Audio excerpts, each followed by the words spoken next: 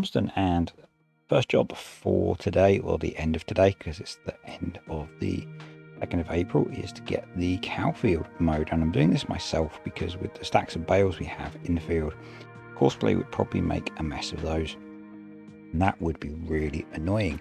But I'm going to take a trip over to the secret field and the field by the garden centre and have a look at those, and then get some baling and some wrapping done, I think. Can I say a quick thank you to the patrons and the YouTube channel members? If you're interested in Patreon, there's a link below. And if you're interested in YouTube channel membership, there's a button below. Both of those will really help out the channel. Yeah, so finishing off this mowing, not going to take long. These Kubota mowers are awesome. Yes, they're rebranded versions of the Calmsden and Vicon ones from the DLC in FS19 and the Giants released in FS22, but Kubota own Calmsden or Vicon. I'm not sure which one, but perfectly reasonable to me, and the bonus is they need less horsepower, which is good because our case really doesn't have enough horsepower to run these. But it seems to be working, so let's not knock it. Over at the secret field, and the grass is not ready to mow here. It's a couple of stages behind, and I think that's just from where I was doing all the setup. So I'm going to leave that until probably June or July before we mow that. I'm going to let it get to the last harvestable state. So I'm going to finish up the baling in this field, and that's the baling done for now. Yes, I missed a spot. The buzzer on the baler doesn't seem to be working loud enough that I can hear it anyway. So yeah, there are a couple of occasions where I miss the baler being full, and I have auto unload on, which is slightly annoying because it drops it in the swath then. But downside of using a round baler, and I do plan to swap to a square baler, but I'll probably keep doing silage as round bales because the Anderson bale stacker is really helpful for moving lots of bales quickly, and quite often we're taking silage bales up to the BGA, which is quite a trek. So being able to move 24 at a time is a real benefit, and that is something that we're going to be working on later. We have so I'm just moving the bales that I dropped on the swath and the headland out of the way. We have 4 stacks of bales in this field. We have 2 stacks of bales under the bale shed, and then we have nearly 6 stacks up at the garden centre, and those 6 stacks at the garden centre I am going to get to the BGA and get them sold, because I have worked out that they are worth about £57,000 per full stack. So that is going to help a lot with loans and me buying stuff, which is a problem. So yeah, I think it's in this video, I have edited the baler BGA on here, so that I can store the electricity and the methane and sell it in chunks, because I don't know about you, but I find it really hard to keep track of the income if it's just dropping in every hour. So I've changed it so that I can do it in lumps because it works better for my brain. So baler is in the workshop to get that buzzer checked, and that's just making use of the shed space. Now we've moved all the hay bales really. I'm going to quickly take some milk round to the dairy. The raw milk sales are going well, so I need to drop some more off there, and it's pretty much keeping up with how much we produce, which is cool. I am having to deliver it almost every day, but it takes a few seconds, so it's not really a problem. If you're interested, so this is Monday, and that dairy is in console testing. So it may have released by now, I'm not sure. Just working, we picked up a couple of fertilizing contracts in the last video, so just getting those out of the way early before we get into the seeding, because the extra cash will help, because I want to replace the planter. The planter we have is not a direct planter, and with precision farming, direct planting obviously helps. So yeah, we will be looking at getting a direct planter before we plant the corn. Now, should probably have leased this, because literally we have 1 cornfield to plant this year unless we pick up planting contracts, so maybe a bit of a waste, but we'll see how we go. We may pick up some planting contracts. There's nothing in the sales at the moment, which is slightly annoying. If you're curious about why I have so much in the sales, I use the Vehicle Sales Systems Customizer mod, and I have a video on that if you're interested in how to set it up. That just allows you to have more items in the store for sale. You can customize the price reduction range, and you can do stuff for multiplayer as well. Like if you're in multiplayer and someone sells something, you can set the chance that it appears in the store or not, which is kind of cool. Just keeping an eye on the productions the greenhouses are going to need dealing with soon. So on to the second contract.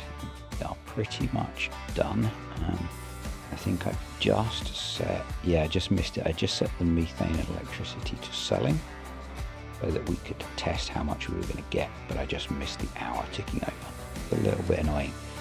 But we'll see that at 9 o'clock, and it's about £57,500 that we make from a full trailer of silage, which is really cool. And I'm going to do something on that contract complete. I'm going to do a video on how much you get for selling electricity and methane, because the prices aren't listed, and a couple of people have asked that. So yeah, we're doing that at some point.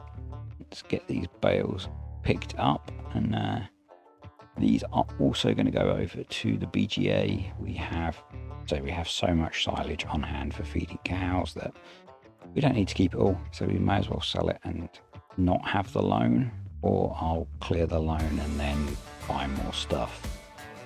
Either way, here we have 3 full stacks and 1 almost full stack, and the bale trailer didn't seem to want to unload cleanly for a bunch of them, but oh well, not a big problem. So yeah, already taken 1 full sack over. That was the one that was processing, and then taken the other 4 over, ready to sell. Just finishing up the ploughing of field 10, and then we can plant that with soybeans. Of course, they did a much better job on this field than on field 6. I don't know why. But yeah, I need a few little tiny missed bits, which is quite nice. Seem to do much better, particularly on the headlands there. Time to sell the planter. Had this one for a while. Going to get 37-ish thousand, nothing in the sales. So I'm going to get the smaller of the Kinseys, the 3665 blue drive, 12-meter direct planter. 130,000, which is a bit steep, but it means with precision farming we have the benefit that we get a better environmental score, and depending on what we're planting into, we don't need to plough before we plant. We can just direct drill, which again is pretty cool, and it's going to give us 24-meter tram lines when I do tram lines. I'm not going to do tram lines in corn. But just grabbing the roller, because we are going to need to roll these fields afterwards. When I did the last bit of planting, I had the seedbed reconciliation mod on, and I in fact still have it on now for the first few feet, and then I remember and go and disable it. I don't want to use it on here and had forgotten to turn it off, so yeah. You'll see, there we go, we've got a rolled texture, so went out, uninstalled it, and there we go, not roll texture. This is a really nice planter, and Kartik uses it on his Calmsden save, or maybe the bigger one, I'm not sure. Really covers the ground quickly. Was definitely so it was a good purchase. I was saying a little while ago about whether I should have leased it, because literally the only field we need it for this year is this one. I would have stayed with the other one, but it's not a direct planter, and with precision farming you get penalised for not direct drilling, so we are using a direct drill, and it's a lot quicker obviously, and you know, with the plan to grow the farm, having a big planter makes sense with the big tractor. Yeah, there is that.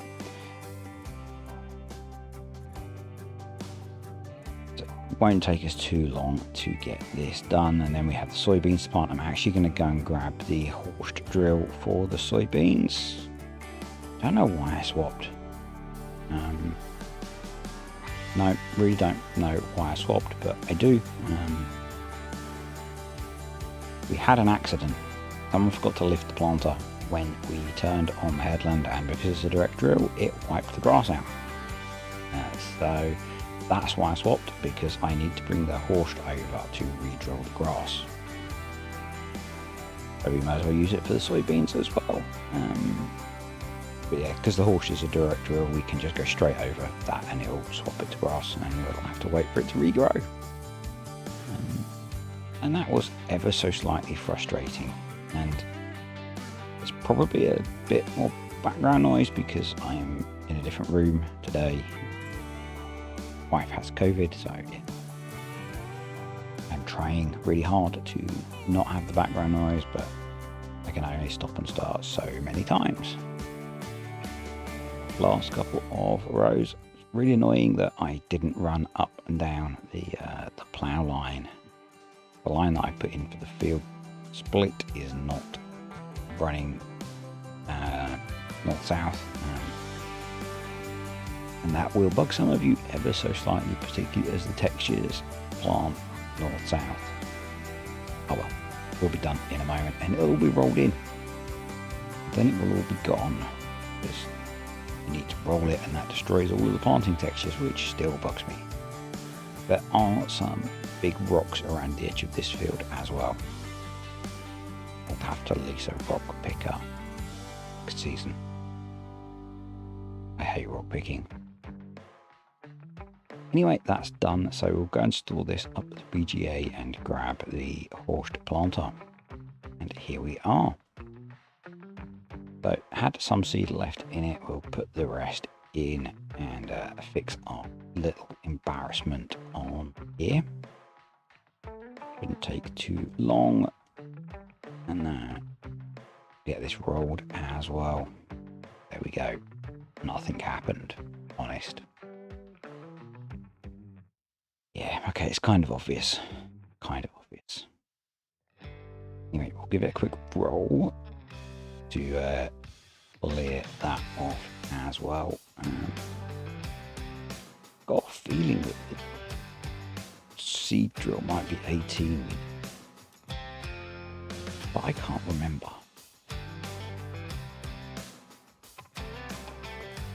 We'll see in a moment, because I do start off putting tram lines in the soybeans, so I'm going to run this on course play while I finish off planting field 10, and because planting's more fun than rolling, let's be honest.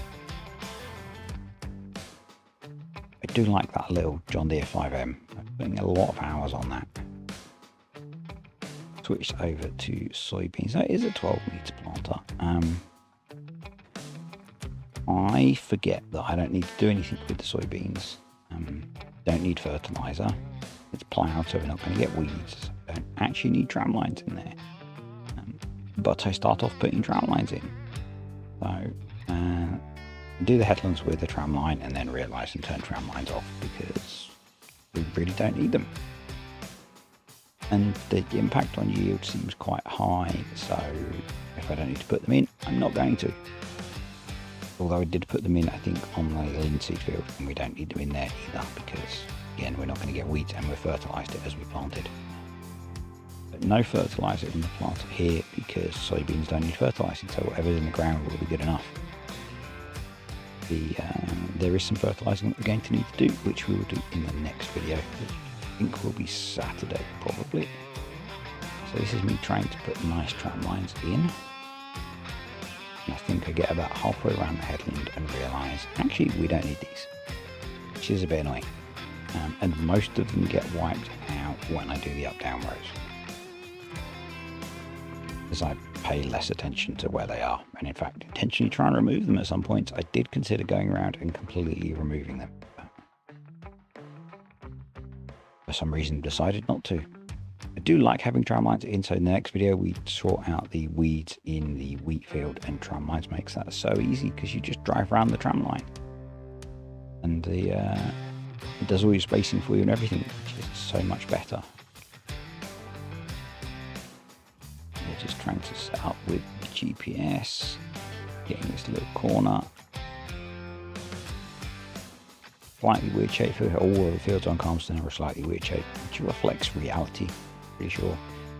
And at this point, yeah, I've realised and switched off worrying about tram lines, and we're obliterating some of them with the planter. Feeder. I've really wanted to get a horse planter as well, but none of them are direct drills, and I didn't sit and spend the time to edit it to make it a direct drill, but I really do want to do that because it's a bit late now because I've bought the Kinsey, but it would be nice to have the option to have them as direct drills, because I'm pretty sure in real life a farmer would direct drill with it if he wanted. But Field 6 has been rolled with course plate. I'm going to roll Field 10 manually because I like to do a bit of every job if I can. So yeah, we'll get this done. Shouldn't take too long. It's not a massive field. Should yield a decent amount of soybeans and therefore a decent amount of cash. And a little arty shot for you there.